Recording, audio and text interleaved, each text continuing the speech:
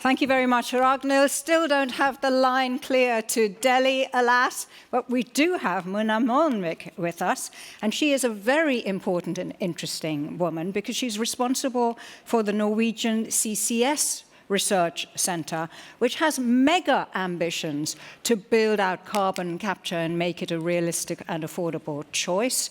She's going to tell us about what she thinks is necessary to build this out and to fast-track CCS so that it becomes a global reality. Mona, thank you for joining us. Thank you. Thank you.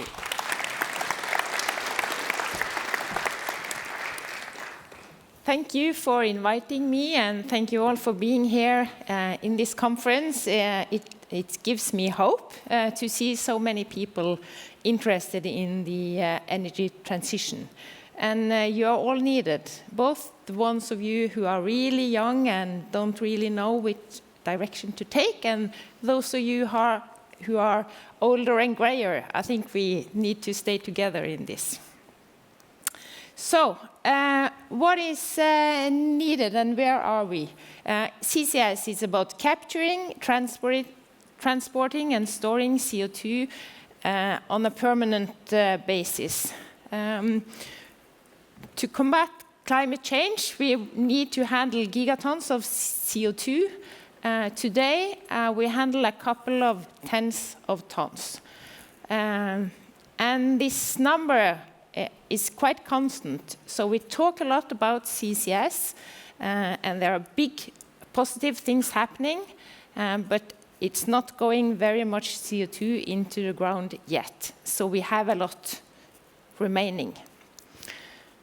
When we do CCS, we need to find the most efficient way to capture it. It depends on the source, the volume, where it's situated.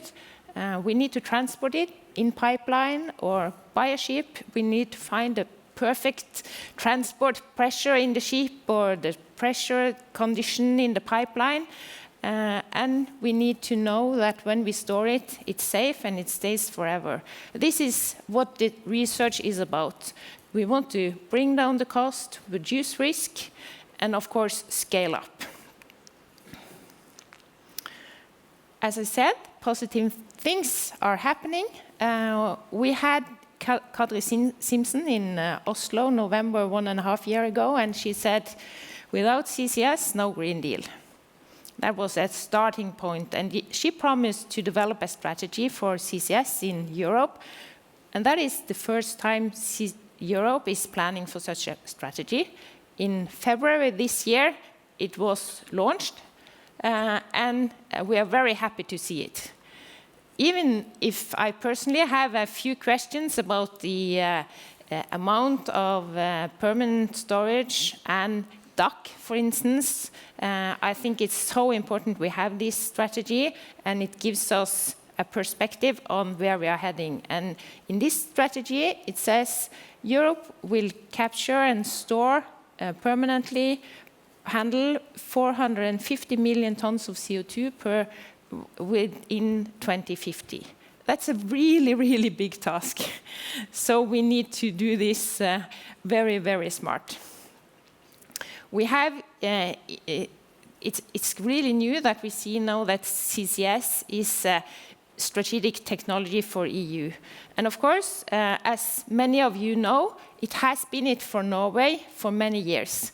We have been capturing and storing CO2 on Sleipner since 1996, on Snøhvit since 2007, and we are now about to launch the Norwegian full-scale project, the Longship project, including the Northern Lights part of it. So within this year, Northern Lights will be ready to take up CO2, to receive CO2 and transport it by ship. And by next year, the cement plant at Brevik will capture CO2 and deliver to Northern Lights. The capacity of the first phase of Northern Lights on Longship is 1.5 million tons CO2 per year, aiming at 5 or more in the second phase. And there are a lot of plans now to scale up CCS in Norway. But there are still questions. What will Norway do after the Longship project. We have 7 awarded CO2 storage licenses now at the Norwegian continental shelf. There is a new round out now where they have the government have opened quite large areas for CO2 storage. And for those of you who are interested in that, you need to find out, you need to apply within a date in April, so you don't have very much time. So this is a big step forward. In the center I'm leading, the Norwegian CCS Research Center, it is the largest research project for CCS worldwide. We have a very prominent partnership from industry and research, and we cover the whole CCS chain. We educate a lot of PhD students. Together with industry and other researchers, we make sure that the education they get is really, really relevant.